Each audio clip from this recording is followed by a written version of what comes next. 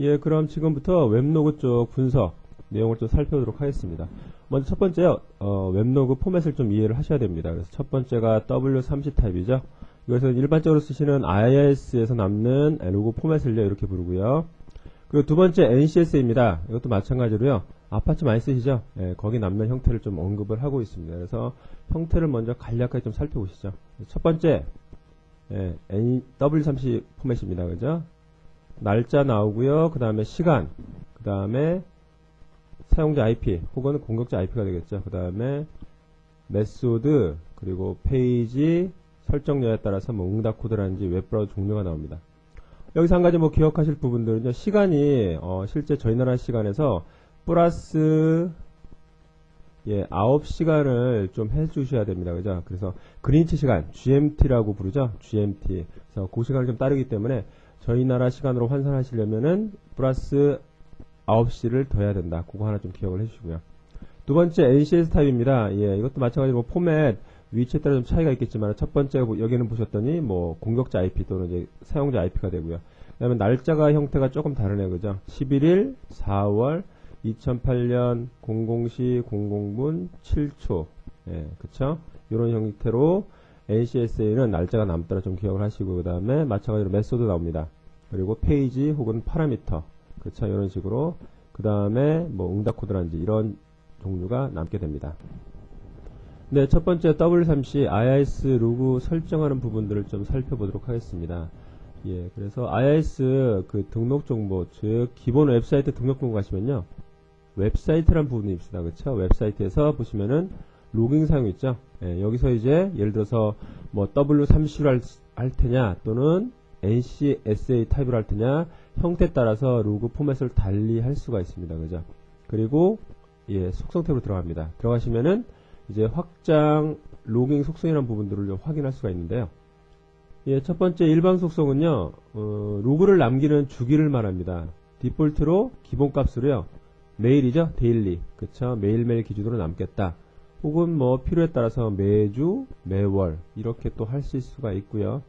그리고 두 번째 또 주의하실 부분들은 예, 로그 파일 디렉토리죠. 어떤 위치에다가 로그를 남기겠다. 그렇게 설정하실 수가 있습니다.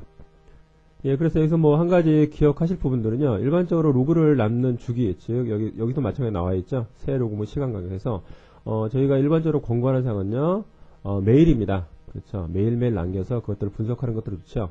뭐 예를 들어서 매시간 또는 매주, 매월 이렇게 하면은 시간 간격이 너무 좁거나 또는 넓기 때문에 분석하시기가 나중에 번거롭습니다. 그렇기 때문에 기본적으로 하실 때는 예, 데일리 기준, 매일 기준으로 설정하여서 매일매일 로그를 남기고 분석 필요에 따라서 분석을 하시면은 예, 두 번째 확장 속성은요. 로그에 어떤 필드를 남겼다 그런 부분이겠죠. 그래서 아까 조금 전에 첫 페이지에서 로그를 보셨겠지만은 뭐 어떤 형태를 남기겠다. 그래서 아까 보시면은 뭐 날짜를 남기고 시간을 남기고 공격자 IP를 남기고 그 다음에 게시냐 포스터를 남기고 그 다음에 페이지가 뭐고 페이지에 따라오는 파라미터가 뭔지 그 다음에 응답 코드가 뭔지를 남길 수가 있습니다.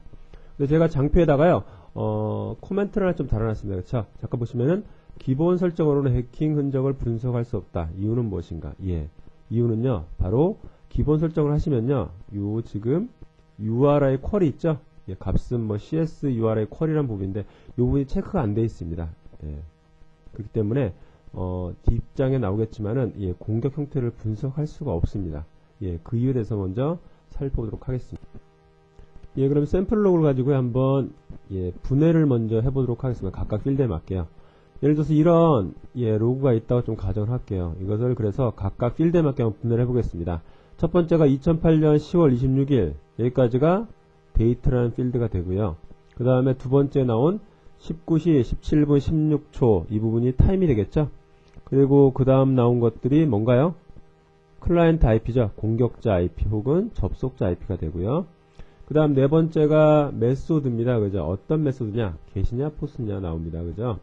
그리고 나오는 것들이 바로 페이지입니다. 그죠? 그래서 위치는 프리 밑에 write.asp라는 부분들. 그리고 보면은 테이블 프리 이렇게 돼 있죠. 예. 참고적으로 IIS 로그에서는요 물음표가 생략되어 있습니다. 이렇게요. 예. 원래는 실제로 URL이 지나가는 데이터를 보시면 이렇게 write.asp 다음에 물음표 있고 그 다음에 파라미터 값이 있는데 로그는 참고적으로요. 물음표가 생략되고 한 칸 빈 공백으로 돼 있다. 그거 하나 기억하시면 되겠죠. 예, 그래서 URI 스템, 즉 페이지 다음이 바로 쿼리죠. 파라미터.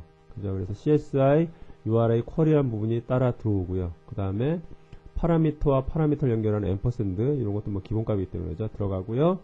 맨 마지막이 응답 코드가 되겠습니다. 예, 그럼 이제는 해킹 관련된 그런 부분들을 좀 보시면서 왜 그것들이 문제가 되는지, 해킹 흔적을 분석할 수 없는지 이유에 대해서 답을 얻도록 해보겠습니다. 아직까지 제가 정확하게 뭐 공격 형태는 말씀은 안 드렸는데 먼저 이런 형태가 있다 먼저 간략하게 먼저 이해를 하겠습니다. SQL 인젝션, 예, 대표적으로요. 이 위에 보시면은 이게 정상적인 페이지입니다.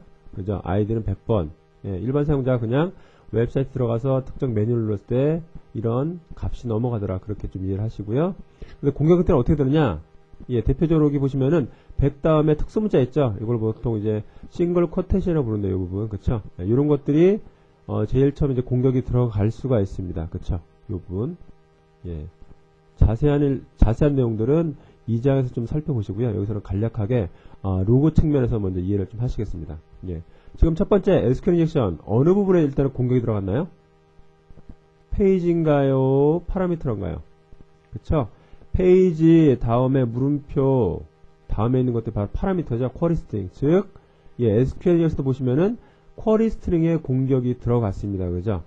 두 번째 크로스 보겠습니다. 크로스 사이트 스크립팅. 일반적으로 뭐 XSS라고 부르는데요.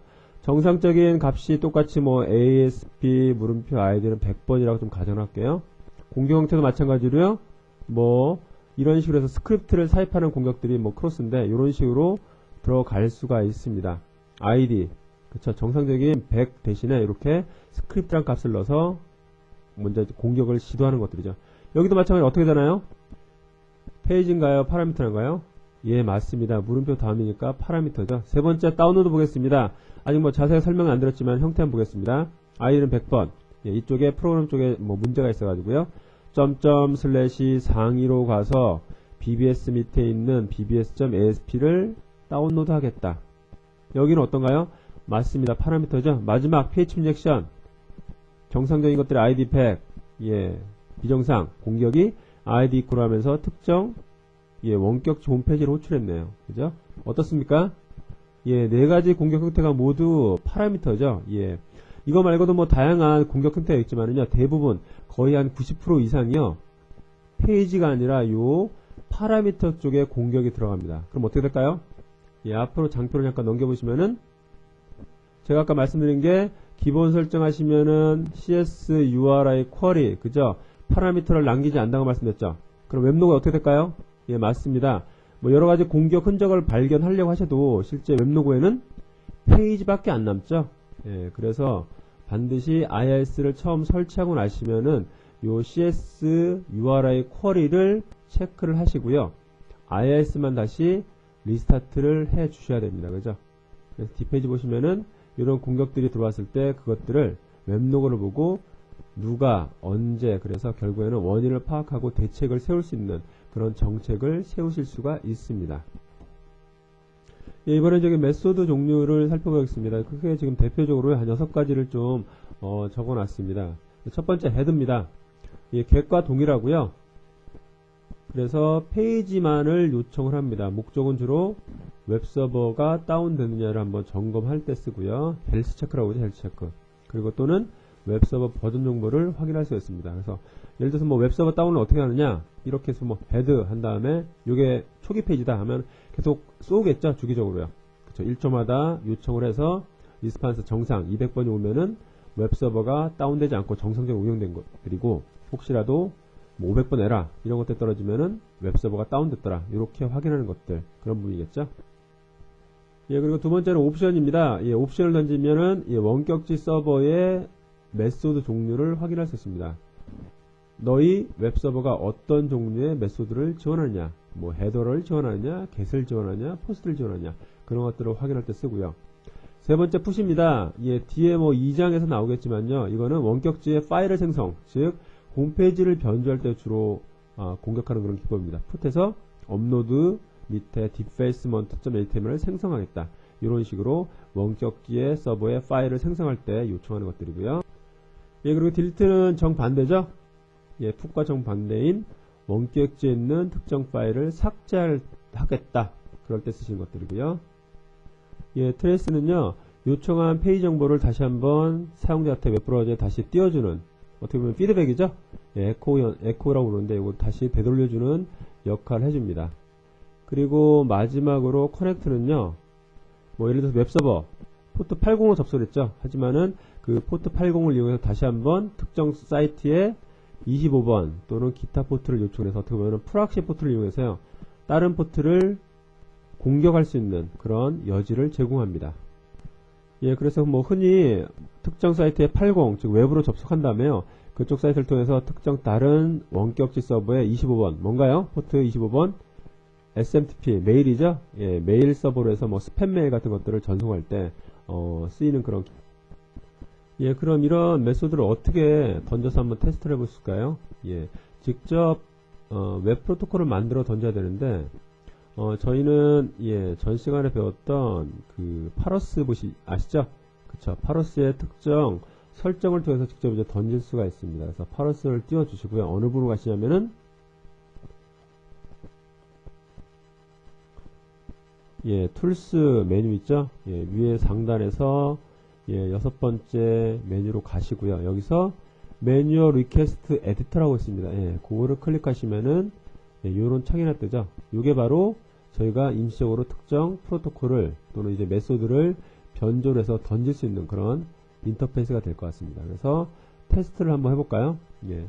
여러 가지 메소드를 뭐 던지시기 전에 당연히 원격지 서버에 그런 메소드가 지원이 돼야지 응답 코드가 오겠죠. 그래서 참고적으로 조금 전에 배우셨던 트레이스 있죠. 어떻게 보면 아까 에코, 피드백, 다시 내가 요청한 것들을 다시 되돌려받는 그런 메소드라고 말씀드렸는데요.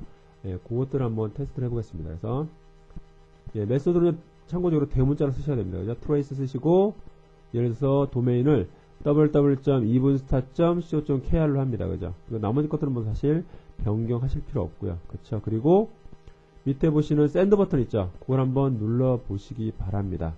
누르시면 어떤 결과가 오냐 한번 볼까요? 예, 제가 미리 던져봤는데 리스파스를 보시면은 네가 던진 값 어떻게 되나, 이게 헤더죠? 그죠? 헤더에서 200번 오케이 정상적으로 요청됐다. 그리고 제가 아까 뭐라고 그랬나요? 요 트레이스는 네가 요청한 값을 그대로 다시 되돌려주는 거라고 말씀드렸죠. 그래서 리스판스 예, 바디에 봤더니 내가 요청한 것들이 그대로 날라왔네요. 그렇죠? 예, 이런 식으로 해서 별도로 뭐 프로토콜을 이런 파러스 인터페이스 리퀘스트 에디터를 통해서 직접 변조해서 던져 볼 수가 있습니다.